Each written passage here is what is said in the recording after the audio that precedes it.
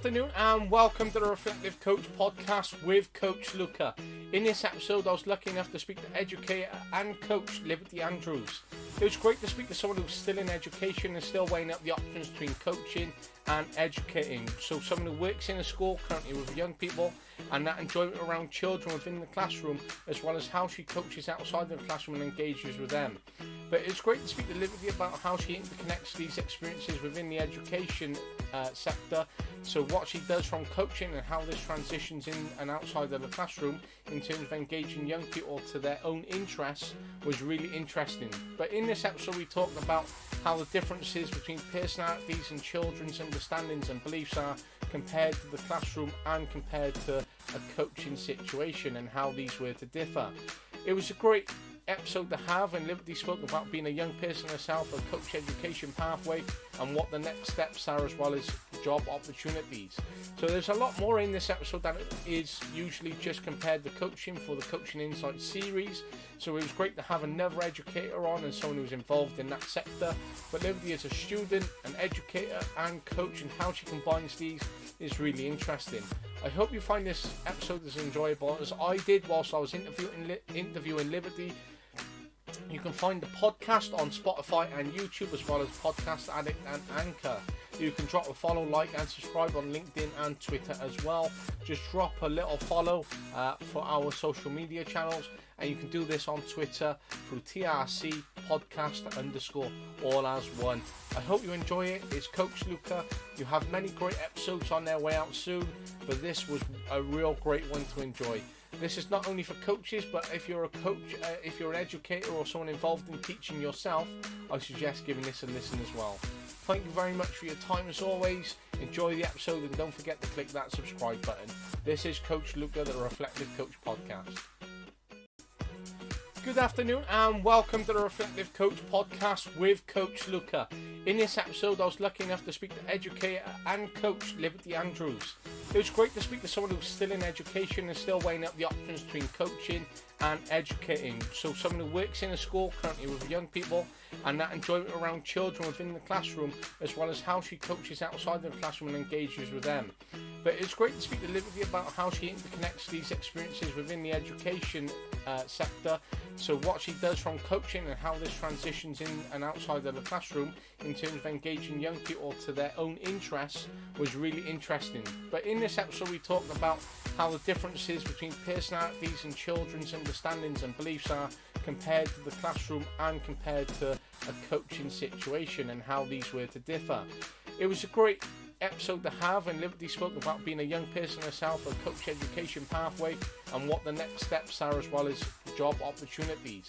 So there's a lot more in this episode than it is usually just compared to coaching for the Coaching Insights series. So it was great to have another educator on and someone who's involved in that sector. But Liberty is a student, an educator and coach, and how she combines these is really interesting. I hope you find this episode as enjoyable as I did whilst I was interviewing Liberty. You can find the podcast on Spotify and YouTube, as well as Podcast Addict and Anchor. You can drop a follow, like and subscribe on LinkedIn and Twitter as well. Just drop a little follow for our social media channels, and you can do this on Twitter through TRC podcast _ all as one. I hope you enjoy it. It's Coach Luca. You have many great episodes on their way out soon, but this was a real great one to enjoy. This is not only for coaches, but if you're a coach, if you're an educator or someone involved in teaching yourself, I suggest giving this a listen as well. Thank you very much for your time as always. Enjoy the episode and don't forget to click that subscribe button. This is Coach Luca, the Reflective Coach podcast. Good, nice to see you. And you? Typical. Is it a typical Sunday with some sports or? No, nothing today. No, is that just a one-off or? No, at uni, no sports on Sunday. Hey, you just got to make the most of it, because you will find often that there will be Sundays where they'll be so tied up with sports. Yeah, I know. It's nice to have a rest. This is a very rare Sunday for me. Due to an admin error, the club missed out on the youth cup, so we've ended up missing the cup. So I've ended up getting a few more free weekends in where the cup games are in. So that's very nice. I know, it's not too bad. Making the most of it. Yeah, definitely. Yeah, Sundays are very chill for me normally. So good. And how's your week been? Good, quite busy. I've been at uni 3 days a week, and then I was working for one of them, so quite full on getting back into it. So you're currently in uni studying for a sports degree, Yeah, at Cardiff Met. Yeah, and how's that going? really good. I actually really enjoy the course. Second year now. It's I love the course so much. It's so good. And that's sports, physical education, and well-being, is it? And health. And health, that's it. Basically the same thing. So, there's many, great things that you can do with that, sort of degree, whether it's teaching or whether it's going in full-time coaching or whether you're going in, directly into the health sector as such and working in terms of, interventions, preventions or, catching up. So it's a fascinating degree in terms of, how many different areas you can go into. Yeah, yeah. No, it's really good, and there's so much differentiation between everything that you can pick, and the modules are wide range. Like this year, I'm already doing sport, PE, health, and then participation and well-being. So there's so much you can go into. So it's good.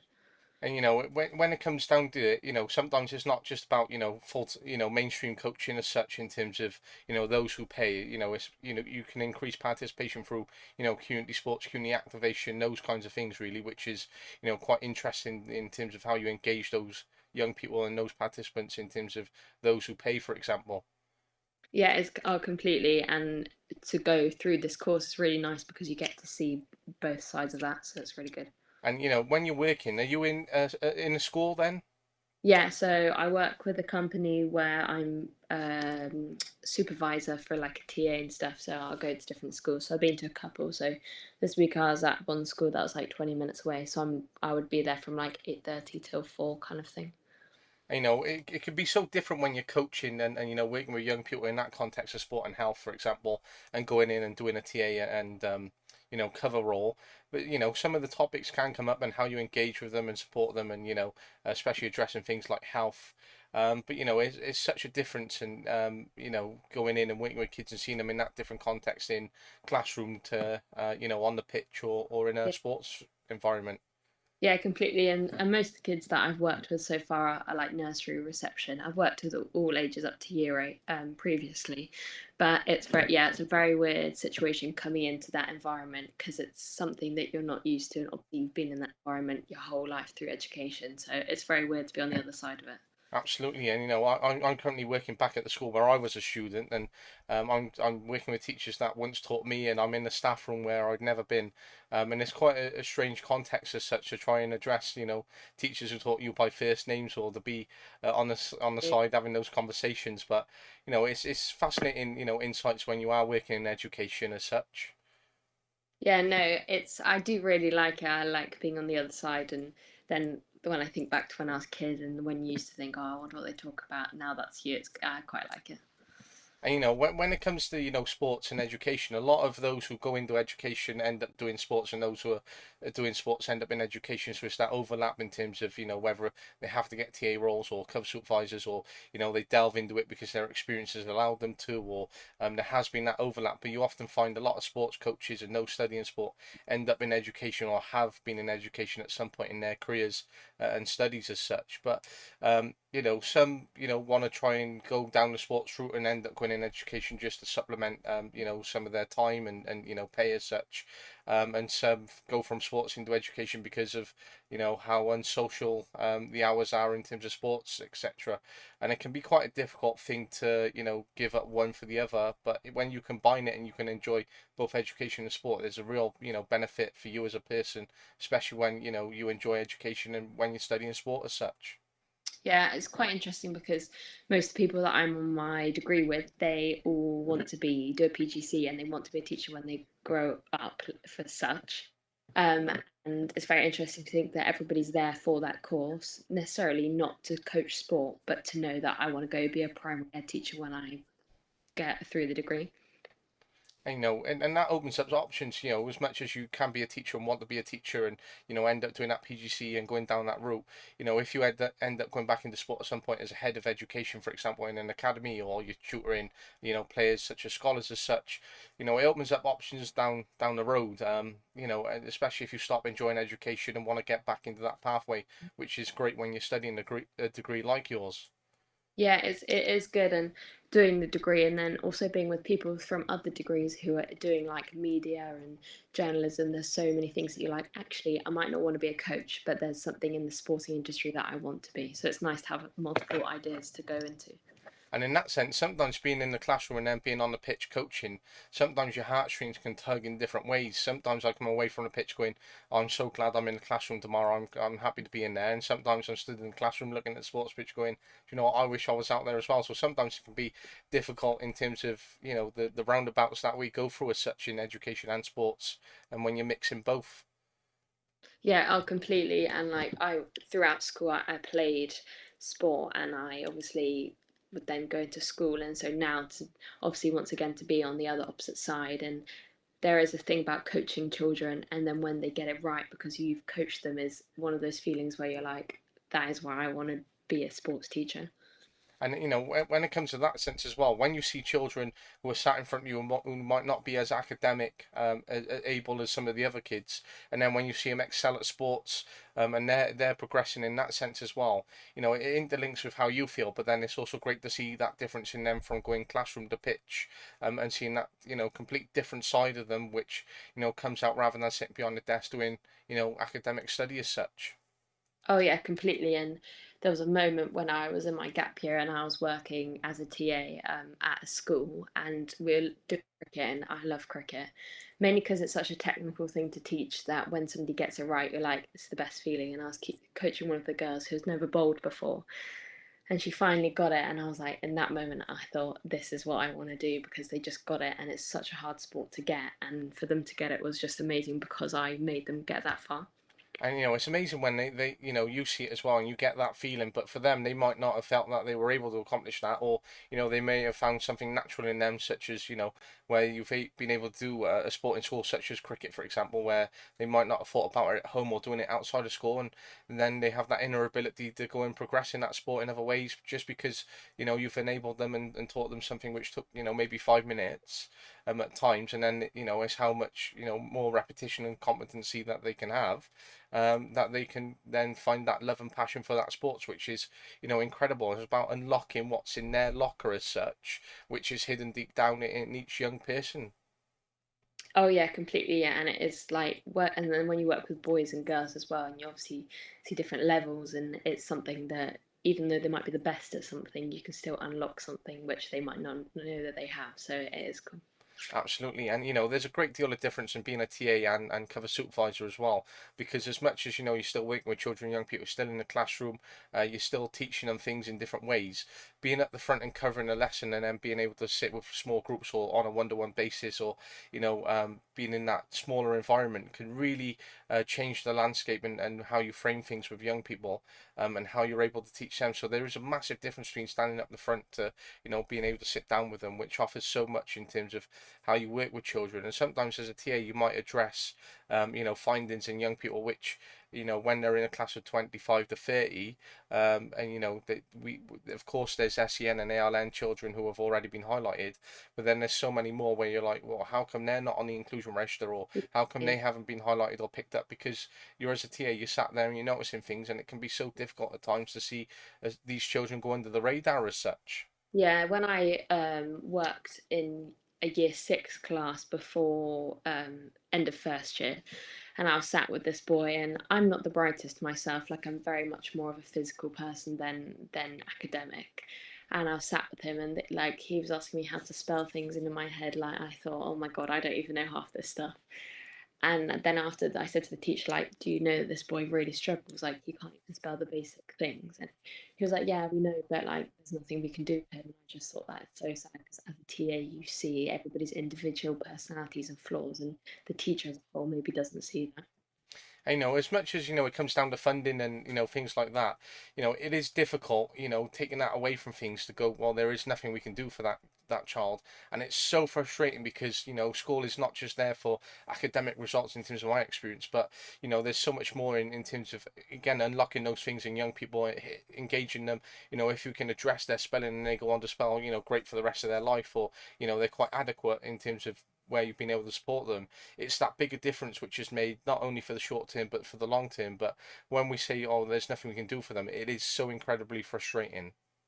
Yeah, it is hard, and luckily I both through my education I was state school and private school, so I saw both sides. And as I said, I wasn't very academic myself, so moving schools helped me majorly. And I think there's so many people out there that don't have that opportunity, and so they do struggle. And obviously, some people really do excel through it, but some others don't, and you just do feel really sorry because there's nothing you can do.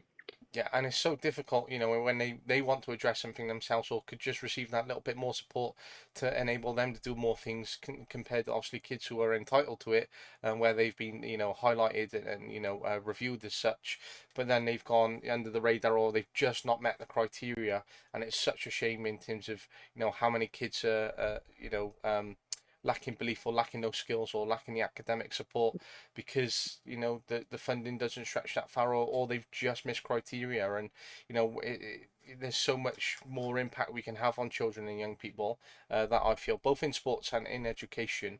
Mm. And again, one key message that keeps coming out when I speak to educators and coaches is what might work for one child might not work for another. And it's great that you say the different levels between boys and girls as such as well.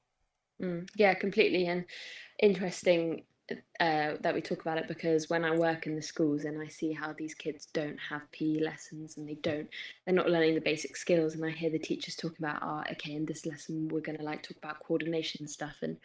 And in my gap year when I worked at a school, I worked in a very nice school, and they had PE every single day from the age of reception and nursery. And these teachers dedicated their life to just sport, and so they developed these skills that some people don't have in these Welsh schools that I've been to. And I feel so sorry because I want to be like, let's go do a PE lesson because it's so much fun, but they just don't have the facilities or the experience to be able to do that with them. No, of course, and I see it day to day where I work in education, and I feel that sports should be at least 2, 3 times a week. And when you're only having one games lesson, then by the time the kids get changed, and then by the time they actually have the contact, and then they're getting changed again, they're only having 35 minutes realistically out of an hour period. And it's Mm. so frustrating because as much as that hour is planned, it's only 35 minutes. And then on a PE lesson, because there's so much theory now involved, instead of just getting them straight into active gym and then teaching them, it's let's get changed, let's sit down for 20, 25 minutes, or then we're going to do this for 15, 20 at tops. And then that's the end of the lesson. So over that 12 period, they've actually only engaged in 50% of physical activity. And then it's waiting again for next week. And some of these kids don't do after schools, for a number of reasons, or they don't take part in club participation or part of that club Mm. environment as such. And PE should be at least 3 times a week minimum. As much as it comes to funding timetable in other lessons, if you could fit in 3 a week, going from 2 lessons a fortnight to 6, and tripling, sorry, the PE element, you'll see a great difference in terms of not only participation, health and well-being, but you'll also see a greater increase in attainment in how I feel. Oh yeah, completely. And people do forget, I think, that when you have a PE lesson, you're actually not just learning a skill, you're learning physical literacy. You can be adding maths into that. Like there's so many parts of a sports lesson that people don't think about. They think, oh, it's just football, it's just rugby. But actually, it's so much more. And that's why I feel schools are really deprived of that, which is so sad. Yeah, and where we've both been students, and I've gone back into the school where I'm currently working. A lot of what I was taught and how I was taught is exactly the same as when I was there 13, 14 years ago. And it's really frustrating to see how functional schools are in terms of how they're stuck in their ways and not moving forward. One teacher last year took the class out in French outside. They were doing running, they were getting obviously French words out. They were here, there, and everywhere. It was quite a good hour outside as well. But when it came to summer, compared to a school that I was in the year before, quite a lot of English lessons moved outside in my previous school, and made most of the weather and being outside in that context. But coming back, the weather was amazing. It's great to get kids outside, and if you can teach utilizing the outdoor space, you don't have to have a theatre built outside. You just, if you've got that space on the yard, and you could just have them doing things outside rather than just being stuck behind a desk all year round, which is quite frustrating in that sense as well. So it doesn't just have to come down to PE and games as such. We can get things in such as physical literacy, as you say, across many elements. Just because it's maths doesn't necessarily mean it has to be in the classroom. Let's get them outside doing things, and whether you've got a set of balls and how you could multiply things, and those little interventions you could make as part of your delivery would really impact those children. Yeah, completely. And that's why I think, oh, there's so many ways in which this could probably be developed in the future, but it's just getting the right people to be like, okay, these are the steps we need to take to get there. Absolutely, and it's great that you work with both youngers and older kids in that sense. So whether it's with an older kid, you can sort of get through to them and be like, right, we need to address what hasn't been addressed, and make a bigger impact in terms of what they're doing as an older adolescent, in terms of how they're moving forward. Or you can make that intervention as a young child and set them on that journey as such to when they become an adolescent. So it's quite interesting that you work with both olders and youngers, and you can see a great contrast in the age ranges as well as boy and girls in terms of what works or what might not work for the other. And it's you can make a great difference when you're working with the youngest compared to olders. Oh yeah, completely. And it's nice to see the difference. And also when you're with older, obviously, yeah, like you said, you can communicate with them better. So to watch then like nursery kids do a PE lesson and then do it with the elders, you can see the difference, but you can see how much starting that young can help you then as you develop. And it's interesting when you get like TAs who say, right, I'll never become a teacher, and then you get those who work with youngers who will say they never want to work with olders, and those vice versa who don't want to work with olders and youngers. It's quite interesting that concept in those concepts, why they wouldn't want to work with those age ranges, but still want to work with young people in that sense. Why wouldn't they want to do one thing compared to another? And when you're working with all sets, as you say, through your experience, it opens up so much more experience. And in that sense for you that, I coach younger kids, but I work with high school kids, and, I would go and do primary, but is it something that I want to do long term compared to teaching secondary? Probably not. But would I want to coach youngers compared to coaching olders? Then maybe, where, I've just started coaching under 19s and I've coached under 7s to 11s where I've had a group for, 5 or 6 years. But I'm enjoying the 19s more than I thought that I would at the moment. But it's interesting in that sense. So, when you say, or look at, the next 5 years, is staying with youngers something that you'd prefer to do, or would it be olders in that sense, or? It's definitely changed.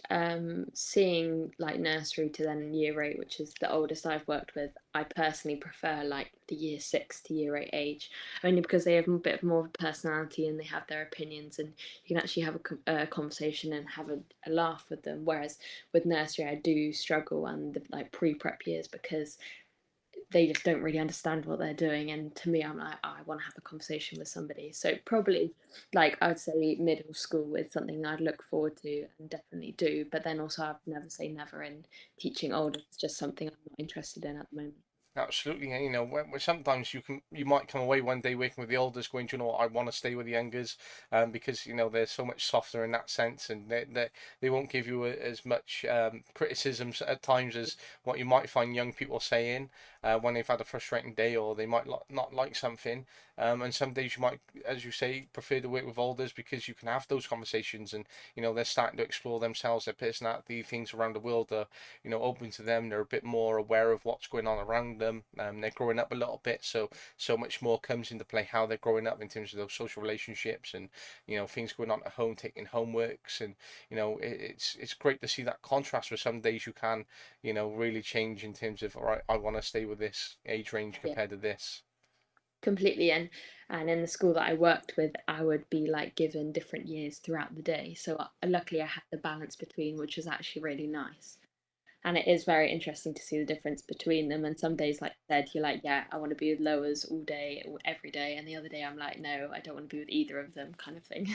And in that sense, as you say, what might work for you then in education, might be so different in terms of sport, because you might say, do you know what, I want to work with the year six to the year eight range in education, but do you know what, in sport, I want to work with the 17, 18-year-olds, or you might go, do you know what, I want to work with the 7 and 8-year-olds, because, you might find, as we've said and explored, there's a great difference in terms of that age range, in terms of how, young people respond and engage.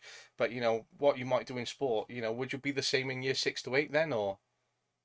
Yeah, I guess the same. Yeah, there's no preference because obviously I still don't know what I want to do as I get older. But as education stands, yeah, those year groups are the best.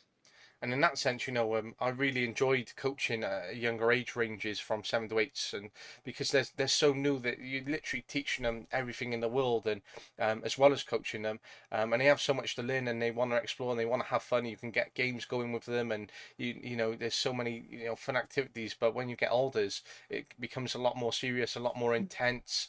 They if they're quite happy to voice their opinion if they don't like something, and then it becomes more tactical as such. And sometimes managing and coaching olders can be so difficult. And some days I'm like, "Do you know what? I just want to go back and play the fun Mm. games with the 7, 8 year olds again and Yeah, explore them through the world."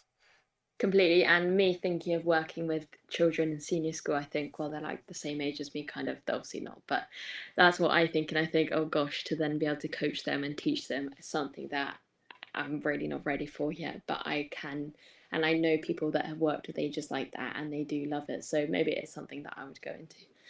And in that sense, sometimes I do look at the olders and go, "Do you know what? I can manage. Just drop them a text, and they're all Mm. available for training." And they're self-sufficient at times, and they're a little bit older to take that on board, especially as an under 19s group, for example. And we can have those conversations, and but still managing them is so difficult because I see things where they haven't been taught over the years, especially when they were younger kids, in terms of that resilience, how they take on board feedback, how they understand sometimes having a difficult decisions made against them in terms of not being picked and how they deal with that. And it can be so hard where they haven't been taught and developed all these skills to then address it when they're under 19s. They're still young, there's still so much to go and still so much to address and teach them and for them to learn as such. But, at times, sometimes when you get the experienced players in that 19s group who have grown up a little bit more when they are 19 because of 16 to 19 range, and you've got a young 16-year-old who's just come through, sometimes it's hard to remember the big gulf that 3 year difference can make when working with young people, even though they're in the same age bracket as such. Yeah, completely. And it's nice to then have that opportunity to experience that. Like I said, I haven't. And so for you to have that, like it does sound actually really good because you're able to have that communication with them and stuff. And it's great that you're still exploring and still having so much, obviously that you want to learn and do, especially working with the youngest or working with the olders in terms of, as you say, you don't know what you want to do yet in terms of, how much is going on and, whether it's exploring sport or combining sports with education or continuing down the education route. It's such an interesting concept. You might find yourself in 5 years doing something totally different because Mm. sport or education has completely led you that way. And I started off as a sports coach at 16. I committed to it. I full-time sports coach for 2 years. I've done academy coaching, worked in education, worked in ALN, and currently I'm a full-time ALN support. Currently moving into a new role in behaviour and inclusion management. And in that sense, as much as I want to work in sports full time, and I hopefully will come back round to it. Starting out at 16 in sport has now led me to going on in ALN and behaviour management, which Mm. is a strange concept. Would I have found myself or thought that I would be at 16 going into that role? Probably not. But it's, because of the experiences that I've had in both sport and education, it's sort of led me down that route, which I didn't realise, which is what might happen for you as well, which is so interesting in terms of how education and sport works out as such. Oh yeah, definitely. And obviously, you never know what the future has in for store for you. So for me to be like, let's say I finish uni, I go get a PGC, and I go work in a school, then who knows what that could lead me to, which is really nice to know that actually every door is open. Of course, and it's these doors where there might be so many doors in when you're in your 40s, which you may have not even think about now, which will naturally end up being there because of the pathway that you're on. And it's incredible the way that sports works out, both both players, participants, as well as those coaching, teaching, and in that side of things. But when it comes down to sports, when it comes to what you want to coach or your favorite, what's your favorite sports then? One of those people that I've played everything. I enjoy playing anything. For example, I've just taken up lacrosse at uni, never played it before, just purely because I want to do something different. So there's not one in particular that I enjoy more to coach. Obviously, like I said earlier, I do love teaching cricket only because it's such a technical thing that to see you can see progression really easily. Whereas, for example, in football or netball, it's a very similar basic kind of sport that actually you don't really see progression because it's more of just a general skill than technical. So I do love cricket, but I think in the future I would never say no to just coaching, but I like the idea of doing everything. And it's great that you've delved into so many different sports and taken part, and that's obviously part of your, personality and interest in terms of, you've done everything.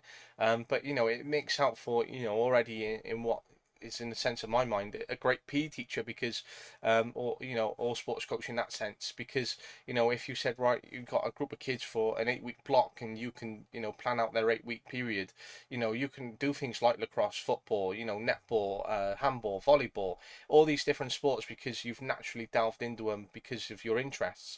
And that's a great asset to have because you might understand the rules, you understand the way they play, and you can do so many different activities which engages these kids over an 8 week block, for example.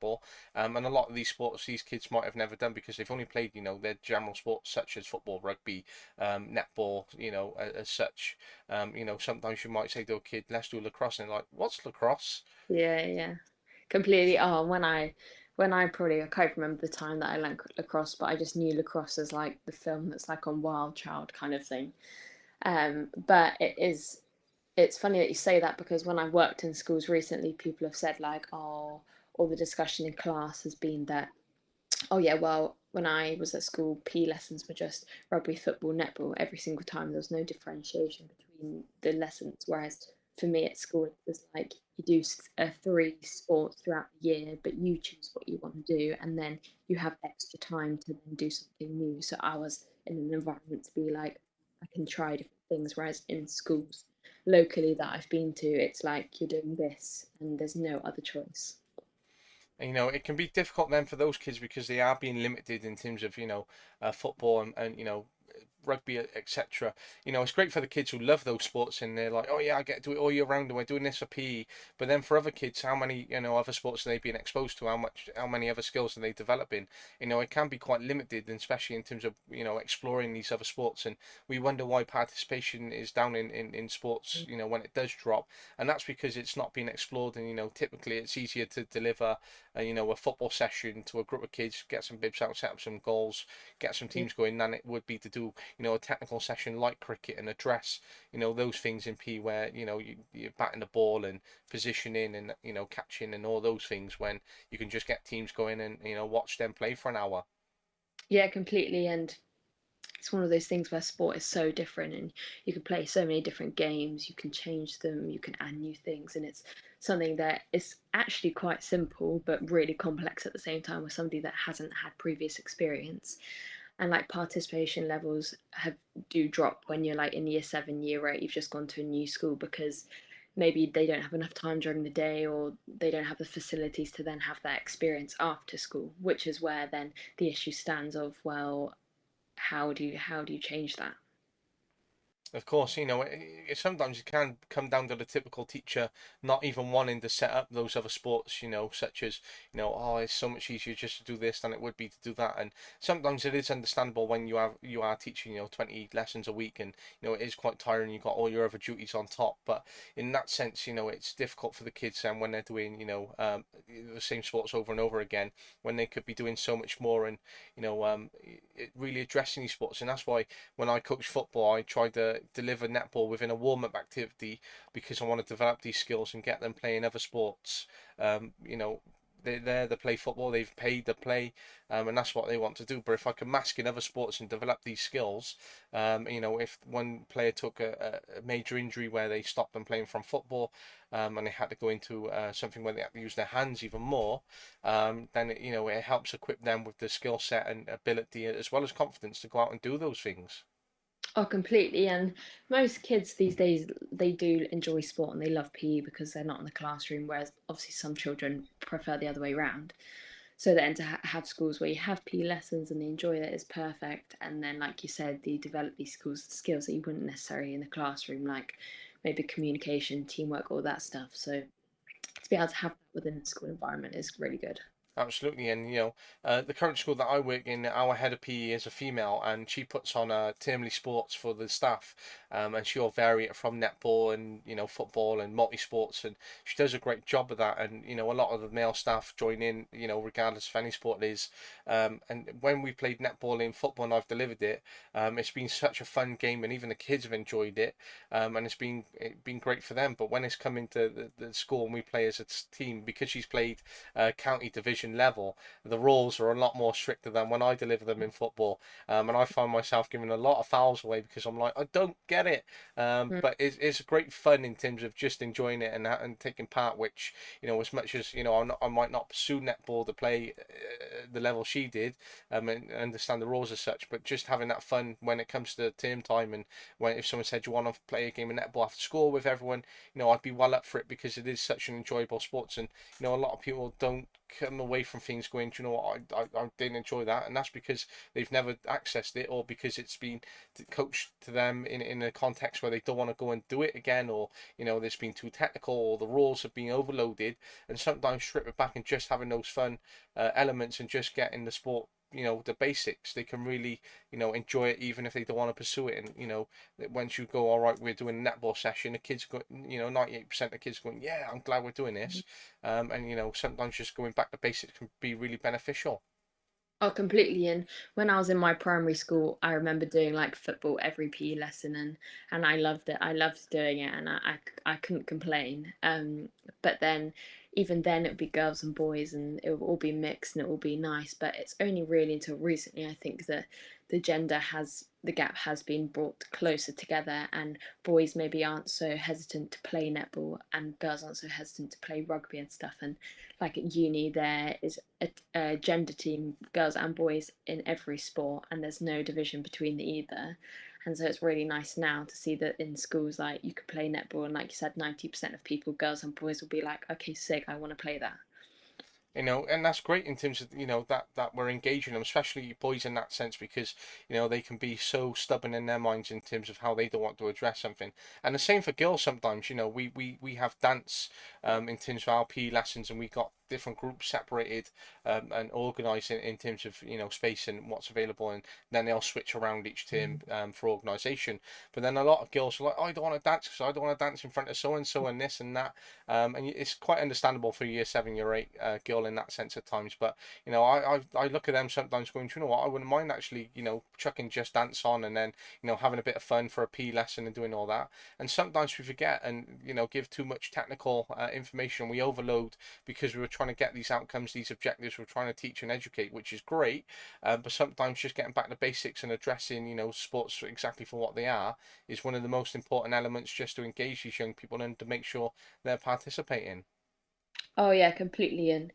And I think people just enjoy it. And like they said, when girls, let's say, could worry about, oh, I don't want to do it in front of so and so, which I've been there, I think everybody's been there. And actually, when you strip that down to the basics and you think, right, we're just going to play Just Dance, everybody's like, yeah, great. They don't really care about who's around them, and the environment that you've created then allows that to happen. Again, it comes back down to where education is at the minute. It is quite functional as such, and you know um I've supported the music lessons recently, and as much as it's great that they're addressing playing the piano and all these skills which are naturally being lost compared to how they were 50 years ago or whatever. But we're not modernizing education to adapt to where young people are thinking and where they currently are, because as much as great to play the piano, how many kids are interested in that, and how many kids are going, do you know what, this what's this to do with modern music, and we these are the artists that we like, and etc.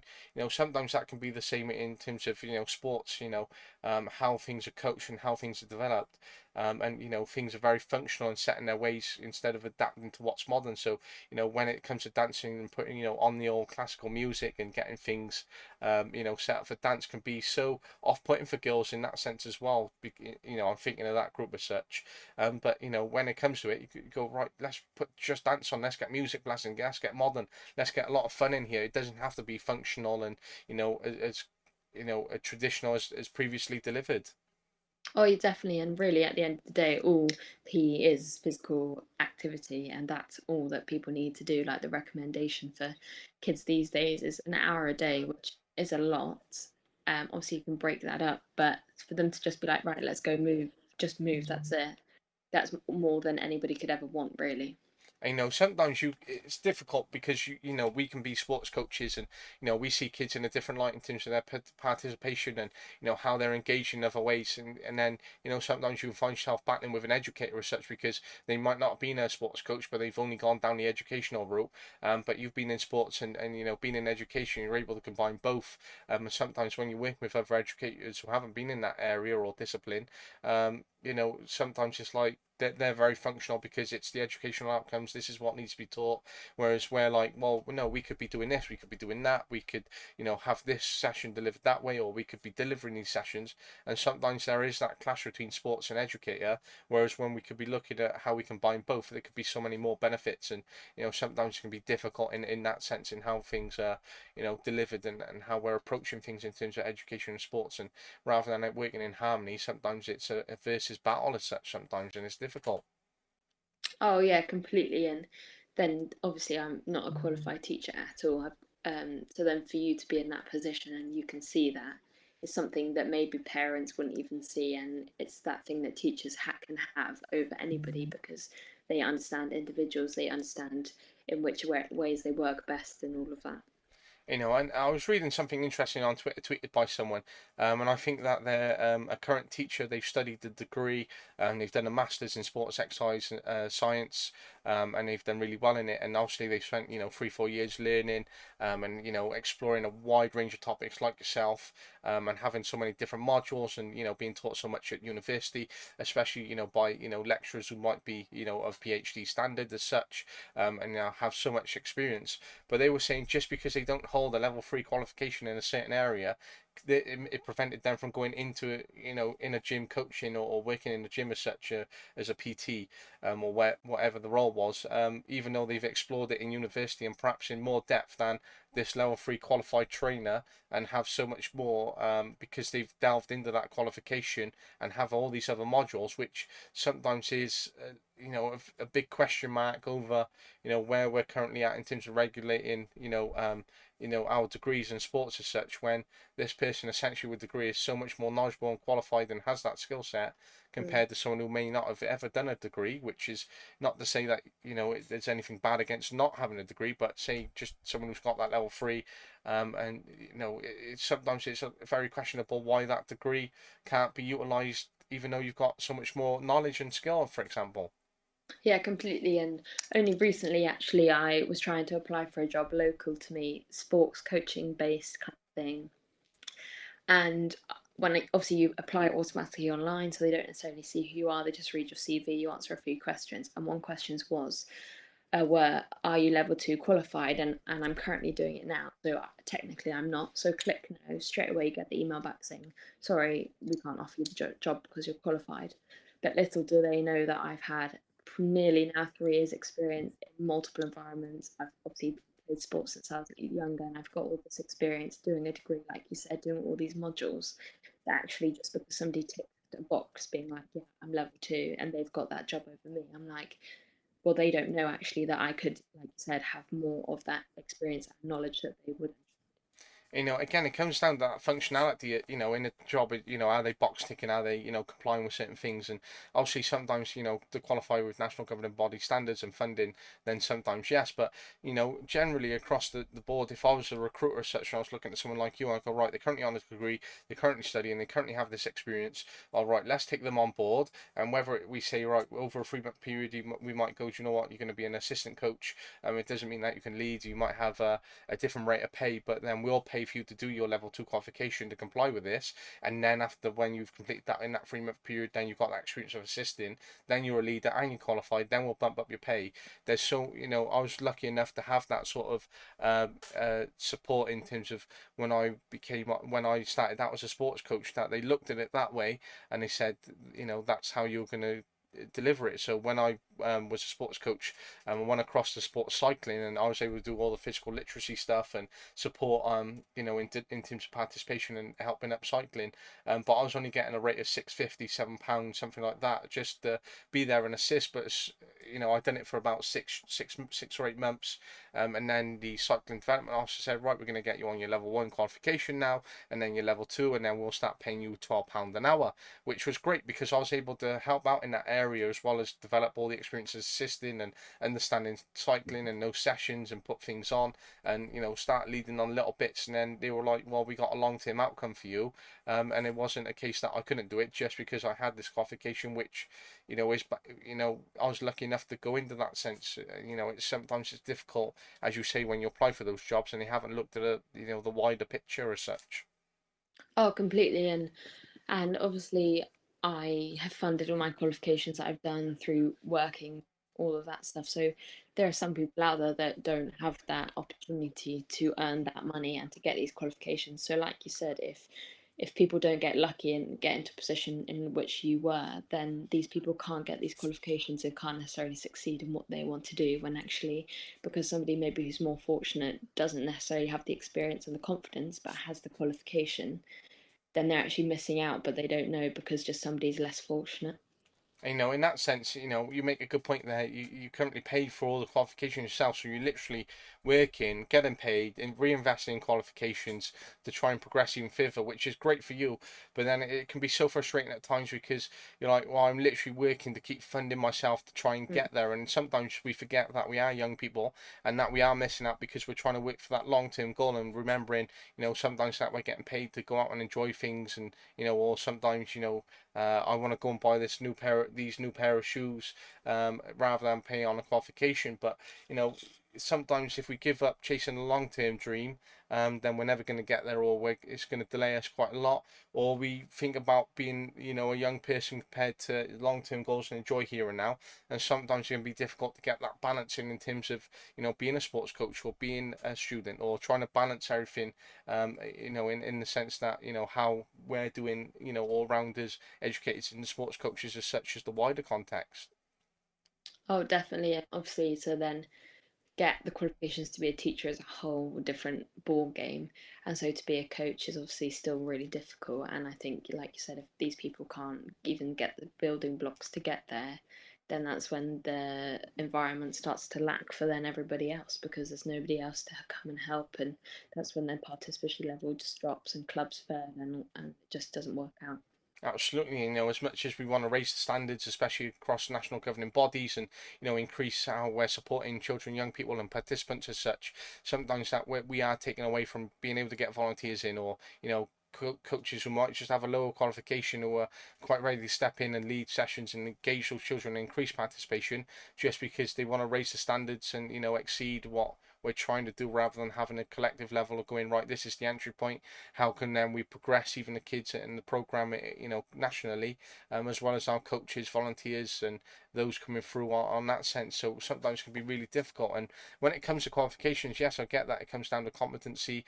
I get that it comes down to outcomes, and how we're delivering as such. But sometimes when you invest so much on courses, and then you could be told that you failed, you've put in all that time and effort to fund it, then you've paid for it, and then you've lost that money, and then you've got to do it again. You've been through the course, and you think, and sometimes it can be frustrating, it can be demotivating, but it can be so hard to make that big investment and commit that time and go, "Do you know what, now I need to invest it on the outcome that it could be a pass or a fail," can be sometimes a difficult decision to weigh up as such. Oh, completely. And like recently, I've looked into getting to my level one swim coaching as it's just something that I'd be quite interested in doing. And obviously, at the moment, I'm in Wales through uni, and to find these qualifications and to get the people to give you the time to get them is impossible to find, and the expense of them is just extortionate. And you think all I'm doing is then to get this one thing that I can write on a piece of paper to then open these doors for me, and you think like it's just a whole minefield because you just don't know where to even start. Absolutely, and I currently have a B license in football, which is quite a good qualification to have. But to try and get on the A, it's not just a case of going, right, I'm on the A. There is a huge leap between B and A in terms of even just trying to get on there. And on the A, you tend to find a lot of full-time staff who have got on there, and ex-pros as such, or current pros trying to progress for when they retire or beyond their career. But this qualification also costs about £3,000. So there Mm. is a massive golfing jump of 2.5 grand from the B B to the A as well. And you could be told that you could fail at the end of it, and it can be so frustrating to make that risk of 2.5 grand to be told you failed. And I think for when a qualification costs that much, again, it is like a degree. If you don't put the work into the degree, then it, obviously becomes a 2-2 or third class honours, or standard degree as such. But that depends on the work. But baseline is that you come out with a degree either way, whether you lose the honours or not. Um, but when it comes to an A license as such, you're investing this money. For me, there should be, every coach who's on A license should be able to pass. And even if they pass with low marks, and then there has to be competency in terms of how the national governing body follow that up and maintain the quality on these coaches, whether they don't hit more competency over 6 months, and then they have to, take it off them and then go, right, you've got to go through at a discounted rate. Or if you, pass competency in 6 months, then great, you've now confirmed it, crack on with coaching. I feel that the system needs to change for coaches, especially, young people and those trying to progress who might not be pros or ex-pros, like ourselves as such, who are trying to work hard to impact children and young people. Completely, and then that's where maybe there's a gap in the market for them people to help supply these people get where they want to be, because like you said, it's so much money and people can't always afford it, and I probably wouldn't even be able to afford it just because I'm at uni, and if I need these things to progress, it's going to have to take me time because I haven't got the time or the money to get there.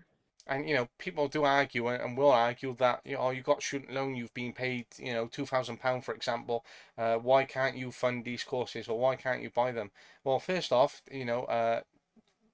we shouldn't have to at times. Second off, we're also young, trying to save for many, difficult things in this tough economy at the moment, such as a house, and looking long term.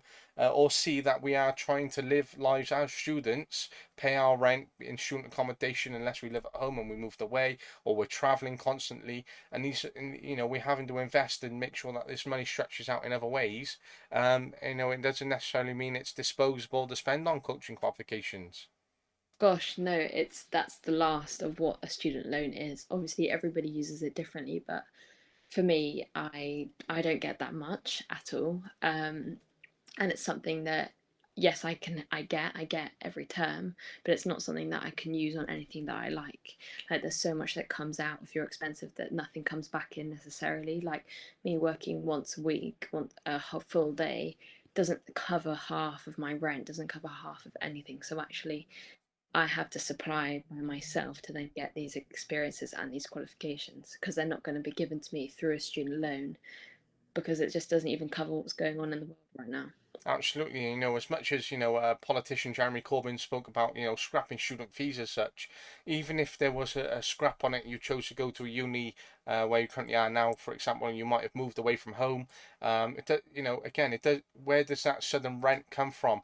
And especially as a sports coach, you might be on casual hours, you might be on part time. The rates aren't always amazing. Then you're being turned down for jobs just because you don't have level two. So then the system's going to end up failing you, because then you're not able to move to that area to maybe study at the uni because you're not receiving a student support as such. But unless the system was entirely reviewed, where you'd be able to scrap student fees, but you'd be able to have accommodation fees, and then there was more on site as such, and then you'd be given a bursary to then apply for courses, and make sure that students are coming out even more qualified, so they not only have their degree but they have industry experience, they have the other qualifications, level twos, level threes, and they can do so much more when they come out of uni, which could be a major step forward, and how we revolutionise education, especially for HE, and those on degrees as such.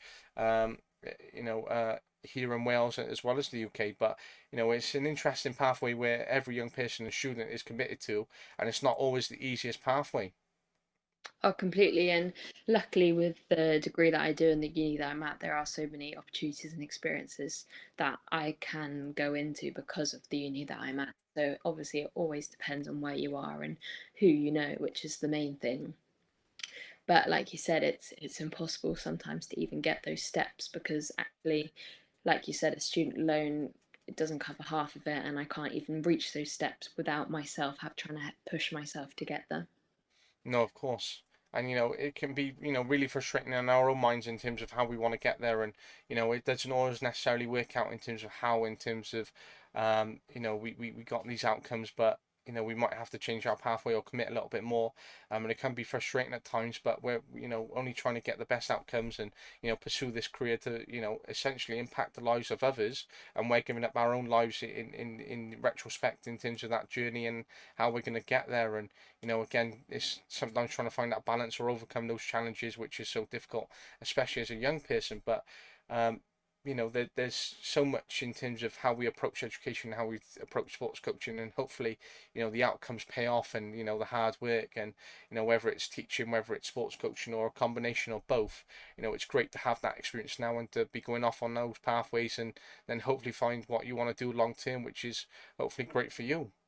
Yeah, completely. And it's just a revolving cycle. Like, if I can't get the help to get those steps to become a teacher or become a coach, well, then that's when it's going to happen to somebody else. And that's when it all falls apart because you're just not getting supported. And there are some people that maybe are more fortunate than me and some that are less. And it's quite a hard thing to balance.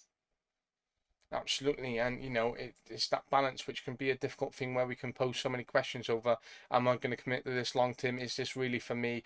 Do I want to be doing unsociable hours? Am I going to commit to try and earn the extra money on top of my degree, or do I stay as full time student to try and maximize what I'm doing and try to enjoy that life, or do I try and push myself as much as I can and explore as many clubs and go off in terms of all these societies and have these other experiences and paid experiences and get involved in everything that's been offered by uni. It's great that we have all these offers, but sometimes when we strip it back and come back down to ourselves and take away from sports coaching, take away from other stakeholders, and remember who we are through it all. We need to remember what we're doing, and sometimes we find that motivation, which sometimes can sink and disappear at times, which can again lead to many frustrations. But it comes back down to us as people again. Oh, yeah, completely. And it's just one of those things that if you're interested in it, then there's always a way in which you can pursue that career that you want. But some people just can't get there, and then that's when it all falls. And luckily I've had the previous experience and a really great environment growing up that's how I worked out that I wanted to do that. And whereas some people just don't have that, and then that's when it struggles because the economy can't help, people can't help them, and that's just where it goes wrong. Of course, and you as you say, there's a great point there. Environment when you were younger, which has helped you get where you are, and not every person has that environment even now to get there. And you can see the differences in terms of sometimes we look at other people our age or other people in our age range, and we go, how do they end up having lives the way they live, or how do they end up in these situations? And it's because they weren't equipped or weren't provided with that environment when they were younger to get there now. And sometimes remember how lucky, as you said, we are at times to be in those environments and to be equipped. And it isn't the same for everyone. And sometimes when we go back into education, we work with these young people, we can look at them in the same way and go, do you know what? They're not equipped. How can we engage them? But then it's that, vicious cycle again where there's nothing we can do for them, which can be incredibly frustrating.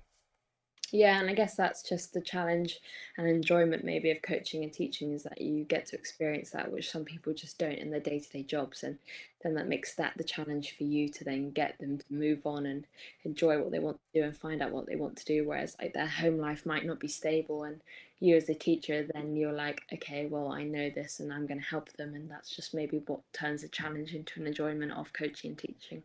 Of course, and again, it's those bigger impacts where they might not have that stable lifestyle at home, or they might not be participating as such, or learning, or doing well academically as such. But if you're there and you're delivering these sessions, and you're having an impact on them, where they see you as a mentor or role model, or they have this relationship with you, and then they're like, "Oh, it's great! Oh, Liberty's here. She's coaching us. We're really glad that she's here." And suddenly you're making a big impact as soon as you walk through the door, or you're there delivering. It can be so much more than just the outcomes in terms of session outcomes or academic delivery, or they've been able to just get out of their house for an hour, and they've been able to have a fun sport session with you, and that's something that they've really enjoyed and looked forward to. And sometimes it's more than just doing what the job entails, and having that bigger impact. And as you said, you've been able to see that in cricket and that outcome, and you've been really happy as a result of it as well, which is great for yourself and great for the young person whilst in that process.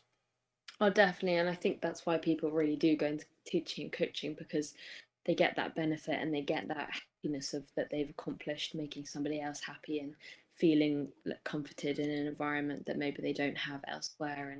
And I really do think that's why people realize, they think, oh, that's why I want to go into this field of study. And a lot of teachers and those working in education are, criticised heavily at times because, all right, you get 13 weeks holiday a year, and you get all this time off, and teachers are well paid even though they're not. Um, you finish at 3:30. Well, no, no, no, no, no. Even though the job can be 8:30 to 3:30, I remember I was delivering a session, I wasn't able to make it, and my assistant coach came and picked the equipment off at me, and I was in work at 7:30. And he said, the teacher's really in at 7:30. I said, yeah. And he actually couldn't believe or comprehend that. And I was like, my boss has been in since 7 o'clock this morning. And I've worked Mm. with teachers who have been in at 6:30, analysing data before they've done anything else that day. And my boss will be there from 7 a.m. in the morning till 5 at night. And then she'll actually go home and be pinging emails out at 10 o'clock, or catching up on things when parents have dropped her an email. And I said, teachers doing so much more. They're giving up weekends. I know my boss will be working this afternoon. And it's so much more than just that 8:30 to 3:30. It's evenings, it's weekends. Young people emailing, parents emailing, other teachers want things from you, other professionals, and there's so much more than that. And sometimes, as much as we do get 13 weeks holiday a year, and a lot of them are used for planning, catch up marking, etc. It's not always all these benefits that people believe comes with teaching.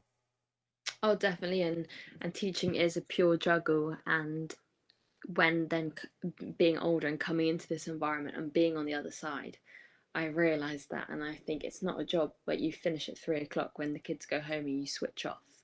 You're always thinking about, oh, this child, oh, this child, oh, my colleagues. It's always ongoing. And like you said, it's such a skill to have to be a teacher, because you have to have the communication, you have to have the leadership, you have to have organization.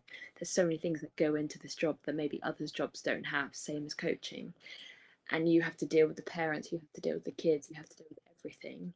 And I think people forget that actually a teacher job is a job where you don't switch off.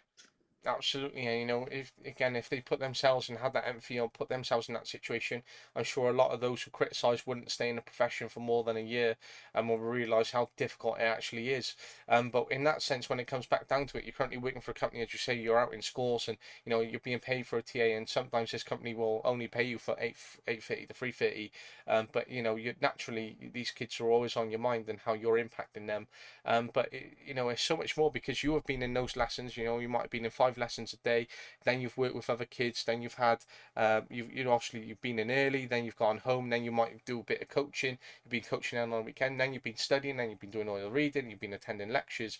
And for young people in situations who are like yourself, that is such a there's so much there to juggle, and so much more to really think of, and how much more you commit, and especially when you're working to fund qualifications, then even further, and then you're attending further study. There is so much that goes into it on a day-to-day, the week-to-week basis, just as a young person, where it can be quite difficult at times. But again, it's that big commitment of that balance of between those unsociable hours working, and combining everything together, and how long these days actually are, and how much it plays, mentally, because of how much you've gone through by being in 5 lessons, by working with these children, young people, by then coaching, by then studying, by then reading, by then catching up on emails, and then getting round to your life at the end of it as well. I think that's the one thing that made me want to teach, because I've worked in supermarkets before, a pub, and I hated the countdown to your shift, the countdown till you finish your shift, you go home, that's it, you don't think about anything else. Then you repeat that cycle all over again. Whereas when I was in my gap year, and I was being a teaching assistant, it's a lifestyle, like you live and breathe it. And I think you enjoy the environment with the people you're in, and they're in the same environment with you, and it is a lifestyle. And that's why I fell in love with the job, because I thought, that's what I want. I want this lifestyle of actually not counting down the hours to a shift, not counting down the hours to go home. But obviously, there are days at school where you're like, okay, 3 o'clock, please, I want to go home, kind of thing. But it is overall a lifestyle, and that's what really made me think I want to go into teaching. And naturally, and that's a great real point to end on, is that lifestyle, but it's that environment which is naturally created because of everyone else that you're working with, where it is that lifestyle where they are committed. And Rio Ferdinand made a great point in the High Performance podcast, is that you're a product of your environment. And when you find yourself in that environment naturally, where you know you're working with other professionals who are so committed and they're pushing the create other resources and talking about kids and catching up and trying to have those bigger impacts, and do even more work, and you're being supported by them, and you're supporting, you're having all those conversations where you can really support young people even further. It's really important to be in those environments and to remember why you're going into these professions, and not to be counting down the clock, as you say. Of course, naturally there will be days, because days are difficult, and there's nothing wrong with that, because again, it comes back down to us as people and how much we put in. And just because we want to finish earlier one day compared to the next day where we might be working till 7, there's absolutely nothing wrong with that. But that concept of lifestyle is such an important one, and remembering that you don't just go into a job because you want the pay packet. It's because of that lifestyle and everything, in terms of the context that's created, in terms of that culture, that environment, impacting the people that you're working with, both colleagues and young people, as well as the other stakeholders who are involved. Oh, definitely. And then like going into these schools and seeing these different environments that these schools create, you then find what environment you want to produce as a person. And then that's how you know how to find your right school or your right club to go and coach in, because you know what you want and you know what you want to give off. Absolutely, and it is great to have those opportunities like you, exploring those different clubs, exploring those different schools, being able to see those cultures, those different environments, which is so interesting, and helps you form your own mindset and outlook. But it's so many. It's been fascinating to understand from a uni student perspective, in terms of how you're approaching things, and how you're working in sports education, how that balances how you see things on both strands, education and sport. Understand children, young people, working with all the different age ranges, being in those cultures, those environments, talking about the problems around it, problems for students, how you commit to working towards those extra qualifications, and anything else that you're studying as well. But it's fascinating that in that sense, in terms of what will be shared out, and what people will take from it. But it's a great pathway that you're on, and I wish you all the absolute luck with it, and I hope everything works out for you. But you're working really, really hard, and everything's going well for you, and it's only going to get better. So I'm grateful of your time this morning, especially whilst we have a busy lifestyle, and suddenly you found a day of downtime, and you've been able to book something in. But I really appreciate it, and I'm glad that you could come on. No, thank you very much for having me. It's been a good insight to have, something I've never done. So thank you very much. No worries, it's been a pleasure. Well, take care, and if you need anything, just drop me a message. But again, thank you from me. Thank you. Have a lovely afternoon. And you, bye. Bye.